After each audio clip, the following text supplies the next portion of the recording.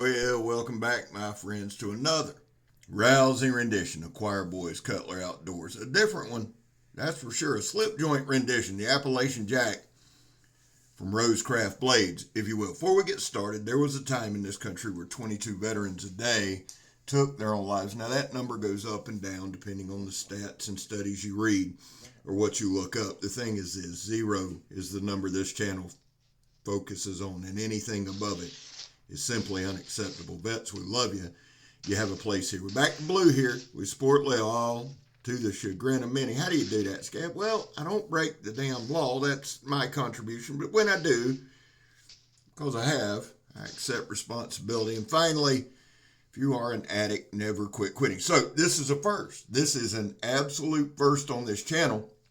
This is a slip joint. Now, I've said this many times and it holds true now. I don't have knives on my channel that I don't like. I just don't do it. Now, I am not a big slip joint guy. There's a lot of great channels that are, but there's something about the Appalachian Jack that just speaks to me. It's a gorgeous knife. We're going to talk about it. Let me read the description from Rosecraft to you and get a little more info on it. The Rosecraft Blades Appalachian Jack is based on a pattern with a unique feature that's nearly 100 years old. This one-bladed slip joint features a 3.3-inch D2 clip point blade with a half stop, which is very good, I might add, and brushed satin finish.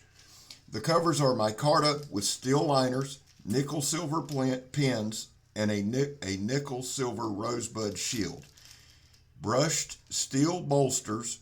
The butt of the handle features a solid pry tip. We're going to prove that. It's 4.4 inches closed and 7.7 inches overall. It is designed by Mr. Andy Armstrong. Now, here's the deal, guys. Like I was saying, and I'm dead serious, there's a classic feel to this knife. These micarta handle scales they're comfortable, but they've got that good old school texture to them as well. I love a clip point. Now, I'm going to quit saying now. I gave you overall specs. I think they said 4.4 inches closed, or that's the handle length. Let me give you just this inside, and yes, there is an inner grip. And to be honest with you, from where your hand can rest is almost 4 inches. So it's an ample handle. Now, a little short of that, for sure. A little short, but not a bad thing. It's a D2 clip point blade, very thin, very slicey. It is a slip joint. It does not have a lock. Some people like that. Some people do not. I can tell you, for what I use this knife for and what I'm going to use this knife for, that doesn't bother me at all. It's got a little bit of billboarding on the blades, but it's done really, really well. It's the Rosecraft Blades logo, the RCB with the Rosecraft Blades under it. And to me, it looks very classy on this knife. It's got a small sharpening choil with a couple, just one side. It's got a little fuller in it. That's not a fuller, is it? It's a thumbnail so you can pull it. I'm an idiot. Just bear with me. I'll say this about the fit and finish. We don't do that a whole lot on here, but I'm going to give it a 10 out of 10. I just am. I like the way it looks. I like the way it feels.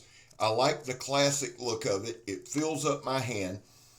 It's got a very, very, very good pull on it, okay? And I don't have a rating system, but it takes a little tug. It's got a great half stop, and when you go all the way out with the blade, it's got a nice pop. Pete, the Jersey Knife Guy, did a good overall review on this. Check him out. And Big Red EDC, JB, did an awesome job. Check those guys out for all the slip jointiness of that and the things that you watch those guys for. And I don't say that haphazardly. I'm being honest. They cover things that I'm not going to cover and things that may matter to you if you carry a slip joint. What I cover is the function. And here's the deal, guys. This thing, we're going to do the Donnie B all day drop test, the throw it at the stump test. Now, I didn't do this a lot. I did a couple of quick drops, couple of quick throws. Did it for a couple of reasons. I wanted to see if it folded or if it buckled. It did not. I wanted to see if the tip held up. It did. I wanted to see if it rolled the edge. It did not. So for what I did that test for, honestly, very impressed. I love the sliciness of this blade.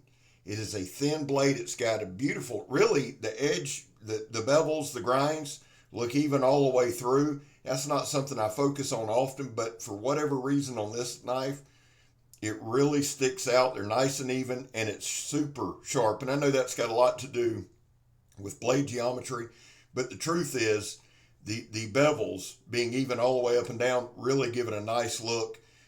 This is that plastic hose covered in canvas. I didn't know how well this knife was going to slice it. A slicey blade like this, though, no problem. It blew right through it. We're going to do some push cuts. Now, the other thing we're going to do is we're going to try out that pry bar. We had Andy on Blade Talk, Andy and Swags on Blade Talk last week. And check that out. I've got it on my channel. Joe, Steel Forged and Fire Sword and Knife, has it on his. And then we have it on our combined channel, Blade Talk with Scab and Joe. Really, it's one of our longer interviews. It was an hour and 40 minutes, and it was a great time. And if you go back, you'll get some good insight on this knife. I believe Andy saw it in a magazine, had a lithograph of it, I believe, that's over 100 years old. So it's a very, very old design, but a classic design. And I'm going to be honest with you, I was really, really curious to try out that pry bar. Now, we're just cutting some paracord there. A lot of the stuff I did throughout this, we didn't do any stabbing. We're not going to be silly. There's that polypropylene rope that I hate. The other thing that I like about a thin, slicey edge like this, I don't have to have super long mediums to cut. Knife handled it very well. That's that polypropylene rope. It's a pain in the ass. Good looking blade there. Here we go. All right. Now, I was going to edit this down, and I thought, no, let's just show the whole damn thing, because I did put a lot of wear on the pry bar. I really did. But that's okay, because it held up very, very well. Part of it too, guys, and I've been very upfront, very honest with this. This channel, part of this channel is a learning curve for me as well. Learning how to use certain things, learning what to do with it. I was going to like tap in a nail, and I saw this and I thought, well, hell, this is just as good. It's one of those staple type nails they put in the bottom of axe handles. So, and it took about 49 seconds, 50 seconds to pry it loose. What I wound up doing is right here, used it just like that, pried it up on each side. So we put pressure on the pry bar. I wanted to apply pressure through it, and it popped it right out just like that. The pry bar held firm. There's no loosening, nothing loosened up, and it held in there really well. So very impressed with that.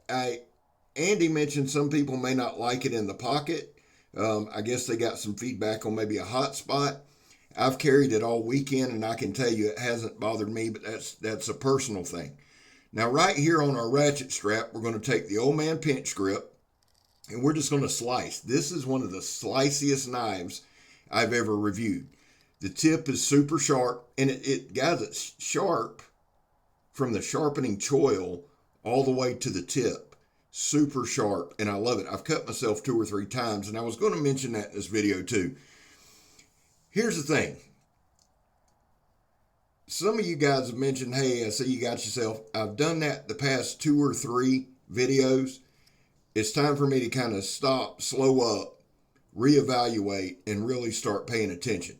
It goes to show, and it's something that I firmly believe in. I firmly believe in using the knife, but using it safely.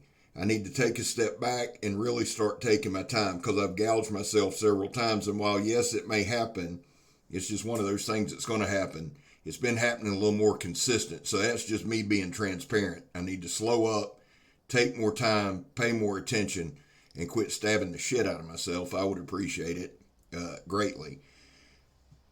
The next thing I wanted to discuss on this knife, now that I've called myself out for stabbing myself, we've discussed the sharpness. We've discussed the 10 out of 10 on the aesthetics.